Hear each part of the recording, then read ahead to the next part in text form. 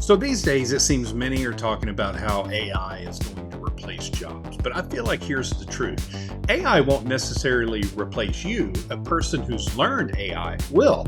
The real divide really isn't seen between humans and machines, in my opinion. It's between people who are learning faster than the rate of change and then people who aren't. So in this video, I want to walk you through how Agile leaders are turning learning into a measurable part of their operating system, not just some side activity. Plus, I want to show you a few ways to track progress, experiment with this inside your teams this week. Hi, I'm Lance Dacy, otherwise known as Big Agile. Now, I spend a fair amount of my time coaching teams, leaders, and even organizations at large in sustainable agility practices. I like to call them next-gen agility. And AI is definitely one for the books in recent years, so I'd like to see how we can incorporate it daily instead of making it some fear factor. So here's the reality. Most organizations treat learning as a special event, a workshop, a training day, a certificate to hang on the wall, and I'm part of that as well. I think those are valuable. But in today's environment, the half-life skills is shrinking really fast. In fact, I found some data from McKinsey that they estimate most technical skills expire in 2 to 3 years. That means a half of what we know today will be outdated by the time we finish the next big project. Now, the good news is, if you're already using Agile ways of working, you've got a built-in advantage. See, Agile's built on short feedback loops and continuous improvement. We're already trying to learn. The question is, are we going to use the same loops to continuously upskill our people or just build, awesome products? Or are we still separating the learning from the doing, which I see a lot of teams are doing that as well. So I see a shift, and I call it the learning as an agile loop. So here's how forward-thinking teams are fixing that. They treat learning like a sprint deliverable. So every sprint has two outcomes: a product increment that we're trying to build and a learning increment. So in addition to asking, what did we ship this sprint, we're also asking, what did we learn? It's a small shift, but I feel like it changes everything. And I like to call this the agile learning loop. So it looks like this. Identify a skill or knowledge gap linked directly to your current work. You turn that into a micro experiment, something to test this sprint, and then reflect on that in the retrospective. Like, what did we learn? How will we apply it next time? And then I want us to start tracking that. You know how some teams handle architectural spikes or technical spikes? Kind of think of that as similar, but defining a learning goal and experiment rather than just a deliverable or a prototype. You don't need a dashboard, just track it in your sprint review or retro to start out. And so let me give you a couple of examples. Learning outcomes. So prompt tuning for accuracy. Let's say our goal is prompt tuning accuracy for our AI search feature. So what we could run is an experiment to compare the contextual versus generic prompts on like 50 internal queries. Now, contextual and prompts might improve accuracy by 30%, but double GPU costs. So adopt contextual prompts only for high value flows and document prompt templates in a shared repository. Now, learning outcome number 2 could be something like testing with AI assisted tools.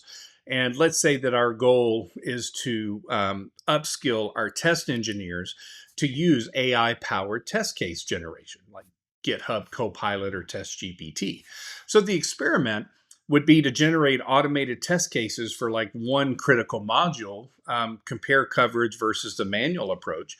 And I find that the insight that we can gain, maybe in this team that I'm talking about, AI generated 40% more, edge case scenarios, but required 15% manual cleanup. Now, is that worth it or not? That's completely up to you and your team.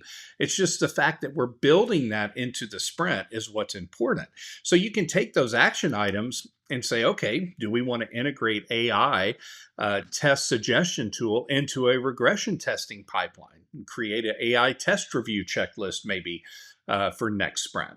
One that metric that you can publish could be like the code coverage that improved from I think this team has like 78% to 91%, and manual test authoring time dropped like 25%.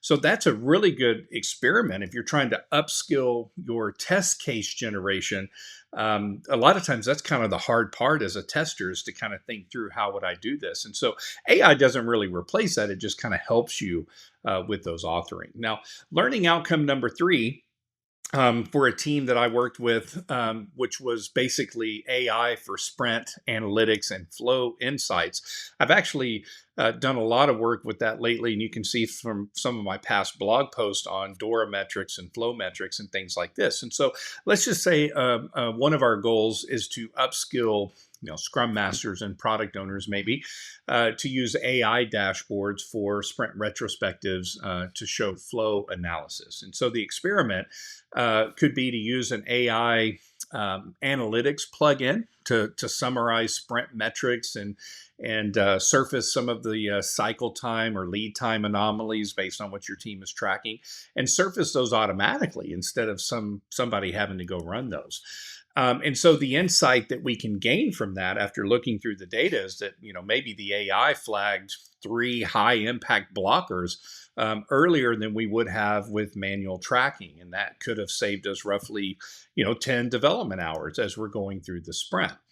And so when you see those action items, you could say, well, we're going to add AI flow report to the sprint, and we're going to review each retrospective, and we're going to train the team on how to interpret these anomaly trends. I just produced a video not too long ago about using process behavior charts that can help us kind of see the top and low end of a trend and see, do we really need to react to that, or is it just more noise? That's the hard part as well.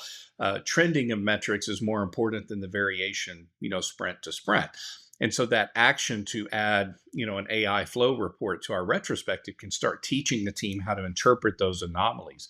And so the metrics we could track for that would be like cycle time variance was reduced by 18%, and maybe the retrospective prep time is down 50%. Because this data helped us to see some of those earlier than just us sitting around having an open discussion about it. So those are all things that I think a team can do to experiment. But what I'd like to talk about now as we wrap this up is the leader's role, because that's sometimes the biggest hurdle, is making sure that leaderships and the culture embrace this way of learning. And so this shift that I'm talking about really only sticks if leaders model it, because culture obviously is built around what our leaders constantly reward. So if you want a learning culture, I think about 3 things you can do starting this week to help with that. So leaders, learn in public. Share what you're experimenting with, even if you don't have it all figured out.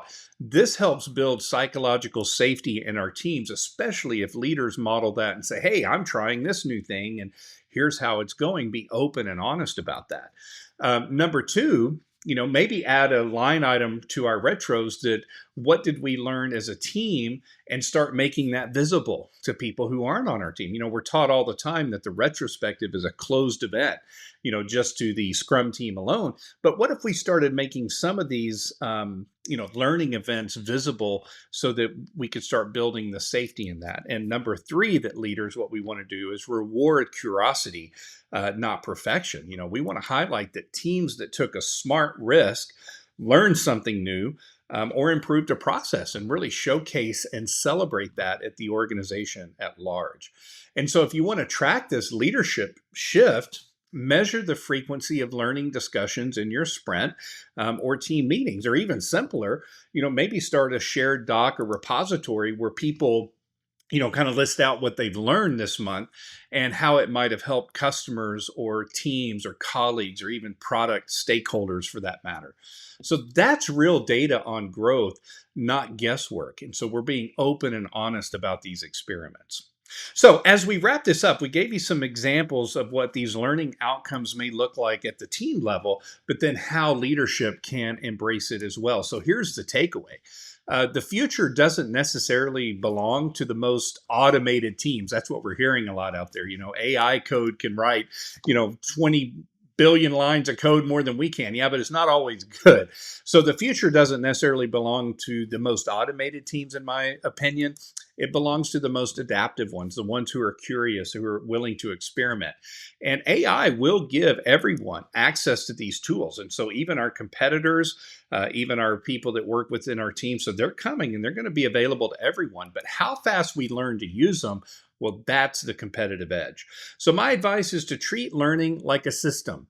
Track it like a process and celebrate it like a win. So this week, try one of these experiments. Add learning goals to your sprint planning. Track the learning velocity for 1 month maybe, and create a 15-minute skill share at the end of every sprint review to show our stakeholders.